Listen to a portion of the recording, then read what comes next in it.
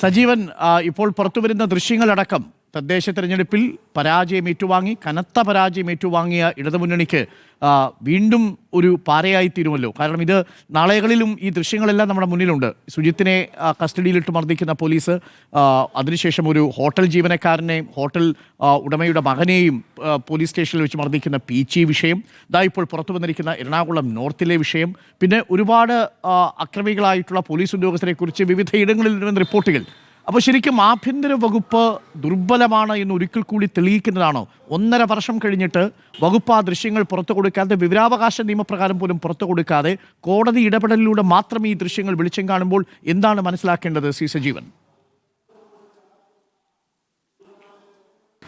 മൊത്തം സംഭവങ്ങൾ മാറ്റിവെക്കാം.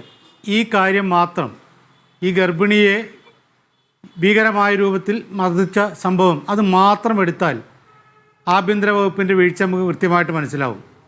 ഈ വിഷയം, ഈ സംഭവം മുഖ്യമന്ത്രിയുടെ ഓഫീസിൽ, മുഖ്യമന്ത്രിയുടെ മുന്നിൽ എത്തിയിട്ടുണ്ടോ ഇല്ലയോ എന്ന് എനിക്കറിയില്ല. പക്ഷേ എത്തേണ്ടതാണ് തീർച്ചയായിട്ടും. അതിനാണല്ലോ ഇവിടെ ഈ പറയുന്ന സ്പെഷ്യൽ ബ്രാഞ്ച് ഉള്ളത്. ഒരു സ്പെഷ്യൽ ബ്രാഞ്ച് അല്ല, സ്റ്റേറ്റ് സ്പെഷ്യൽ ബ്രാഞ്ചും ജില്ലാ സ്പെഷ്യൽ ബ്രാഞ്ചും ഉണ്ടല്ലോ.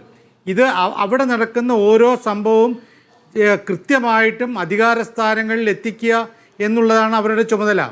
ആ ചുമതല നിറവേറ്റിയിട്ടില്ലെങ്കിൽ ആദ്യം നടപടിയെടുക്കേണ്ടത് ഇവർക്കെതിരെയാണ്, സ്പെഷ്യൽ ബ്രാഞ്ചിൽ ബന്ധപ്പെട്ട ഉദ്യോഗസ്ഥന്മാർക്കെതിരെ. അവർക്കെതിരെ നടപടി എടുത്തില്ല, അല്ലെങ്കിൽ അവർ ഈ കാര്യങ്ങൾ ചെയ്തില്ലെങ്കിൽ ആഭ്യന്തര വകുപ്പിൻ്റെ ഇത്തരത്തിൽ ഇൻ്റലിജൻസ് സംവിധാനം പൂർണ്ണമായും പരാജയമാണ് എന്ന് നമുക്ക് പറയേണ്ടി വരും.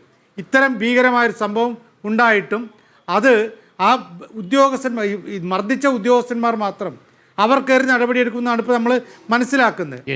അങ്ങനെ നടപടിയെടുത്തിട്ട് കാര്യമുണ്ടോ?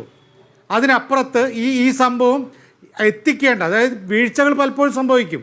നേരത്തെ അനിൽകുമാർ തന്നെ പറഞ്ഞ പോലെ പോലീസിൽ ക്രിമിനലുകളുണ്ട്. അത് ഈ CPM ഭരിക്കുന്ന സമയത്ത്, അല്ലെങ്കിൽ LDF ഭരിക്കുന്ന സമയത്ത് മാത്രമല്ല, എത്രയോ കാലമായിട്ടുണ്ട്. അങ്ങനെ ഉണ്ടാകുമ്പോൾ അത് നേരത്തെയൊക്കെ ഒരു പക്ഷേ മറച്ചു വെച്ചിട്ടുണ്ടാവാം, മായ്ക്കാൻ ശ്രമിച്ചിട്ടുണ്ടാവാം. പക്ഷേ LDFൻ്റെ സമയത്ത് അത് സംഭവിക്കില്ല എന്ന് ഉറപ്പ് വരുത്തേണ്ടത് ആരാണ്? ഈ സംവിധാനത്തെ കർക്കശമായിട്ടും കൃത്യമായിട്ടും ചലിപ്പിക്കാൻ കഴിയണം.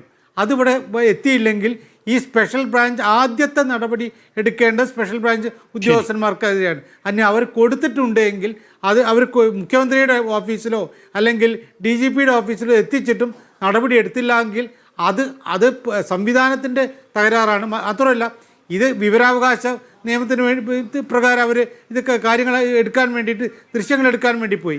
എത്ര കാലമായിട്ടും പറ്റാൻ അവസാനം കോടതി പറഞ്ഞപ്പോൾ ഇതൊക്കെ പുറത്തു വരുന്നു. അപ്പോൾ കോടതി ഉണ്ടെങ്കിൽ ഇവിടെ കാര്യങ്ങൾ നടപ്പാകൂ എന്ന രീതിയിലേക്ക് പോയാൽ പിന്നീട് എന്തിനാണ് ഭരണം എന്നൊരു ചോദ്യം സ്വാഭാവികമായിട്ടും ഉണ്ടാകും. ഞാനത് ഒരു പാർട്ടിയെ, ഒരു മുന്നണിയെ കുറ്റപ്പെടുത്തില്ല. സംവിധാനത്തിൻ്റെ പാളിച്ചയുണ്ട് എന്നതിൽ ഒരു സംശയവുമില്ല. Okay, thank you Sajeevan.